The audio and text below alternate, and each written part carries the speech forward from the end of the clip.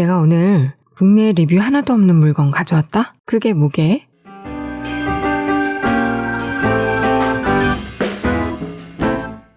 안녕하세요, 칼리아입니다. 오늘은 구독자님의 요청으로 주문한 프로크리에이트 전용 한성 키보드를 가지고 왔습니다. 말하자면 그림 그릴 때 꼭 필요한 것만 넣어놓은 단축키 키보드입니다. 저도 평소에 작업 능률을 높이기 위해서 키보드를 연결해서 단축키를 많이 사용하는데 이것 때문에 휴대용으로 나온 굉장히 쬐깐한 키보드들을 한손 키보드로 쓰려고 많이 구입했었거든요. 제가 리뷰도 많이 했었죠. 이런 건 겁나 귀엽죠? 근데 얘보다도 더 작고 가벼운데 키팁의 크기는 정상인 진짜 전용 한손 키보드가 나왔더라고요. 안 그래도 단축키 전용이 나왔으면 좋겠다 상상만 했었는데 다들 불편했는지 누군가가 고맙게도 이런 걸 만들었네요. 개인적으로 진짜 기대했던 제품입니다.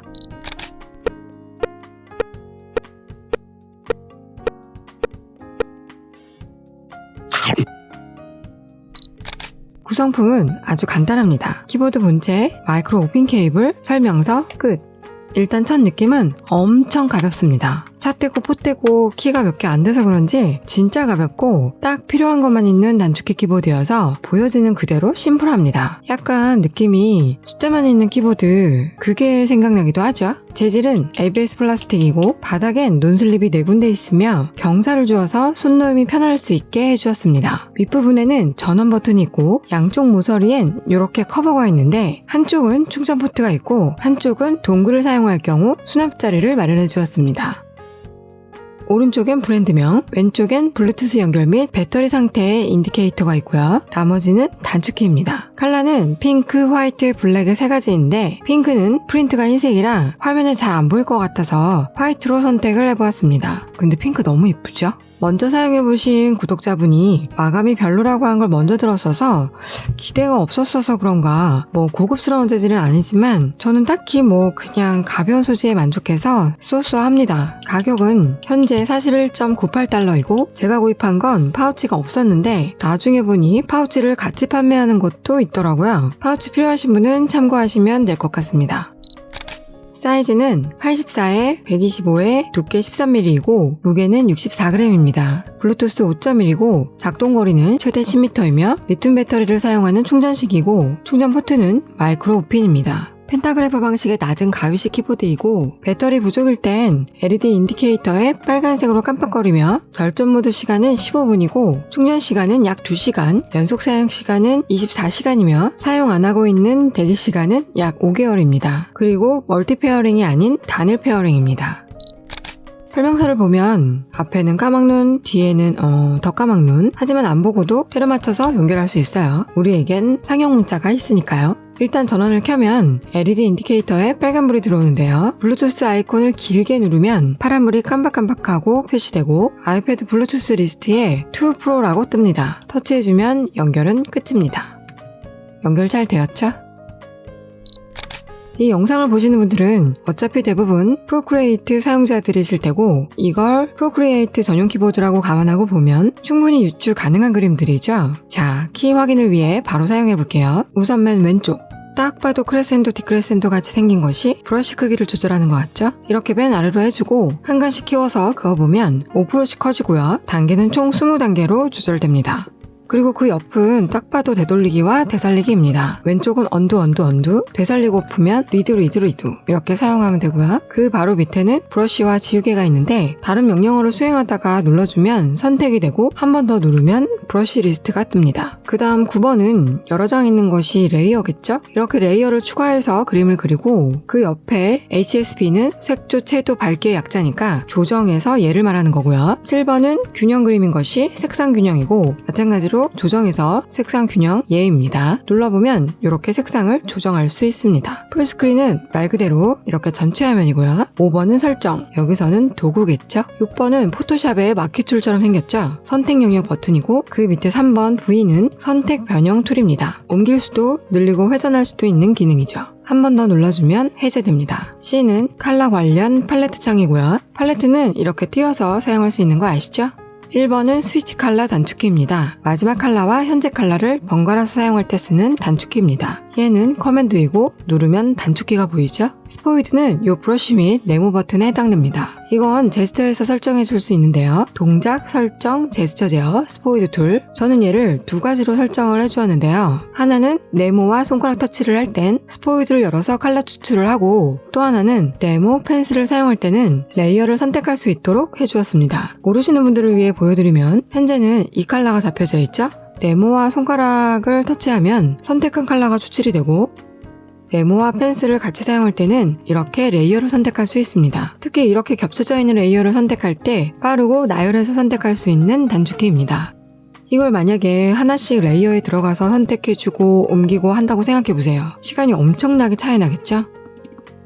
그리고 퀵 메뉴는 자주 사용하는 메뉴를 저장해서 사용할 수 있는 단축키 모음인데요. 눌러보면 이렇게 6개의 기능을 저장해서 사용할 수 있고, 가운데를 한 번 더 클릭하면 퀵 메뉴를 종류별로 나누어서 설정할 수 있습니다. 여기까지가 기본 키이고, 설명서에 보면 조합해서 사용할 수 있는 키가 3가지 있는데 요 X, C, V입니다. 커맨드와 같이 사용할 수 있어서 각각 이렇게 됩니다. 잘라내고 붙여주고 복사하고 붙여줄 수 있습니다. 자, 이렇게 단축키를 사용하여 작업하면 훨씬 속도가 빨라져서 작업 능률이 2배 이상이 됩니다. 사실 이 단축키는 꼭 이 키보드여서가 되는 건 아니고 모든 키보드에서도 가능한데요. 단지 이 키보드가 좋은 건 딱 필요한 프로크리에이트의 단축키로만 형성된 키보드인데다가 크기가 작아서 기기 옆 놓임이 좋고 가벼워서 휴대성이 좋고 사용성도 좋습니다.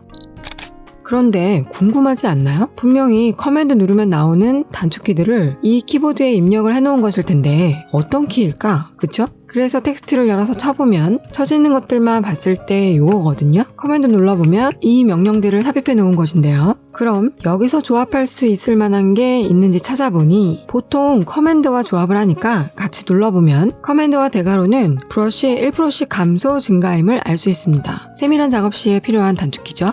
또 커맨드와 스페이스는 원래 검색창 단축키잖아요. 여기서 아무거나 검색을 하고 7번을 눌러주면 이렇게 사파리 검색창으로 연결됩니다. 이건 프로크리에이트 창이 아니라 홈화면 또는 다른 창에서도 똑같이 적용됩니다. 그리고 아이패드가 이렇게 꺼져 있을 때 아무 키나 눌러주면 아이패드로 진입할 수 있습니다. 그리고 또 하나, 포토샵이나 일러스트레이션에서도 사용하는 공통적인 단축키들이 보이는데 왠지 거기서도 될 것 같지 않아요? 그래서 궁금해서 연결을 해보니 오호호호호 되더라고요.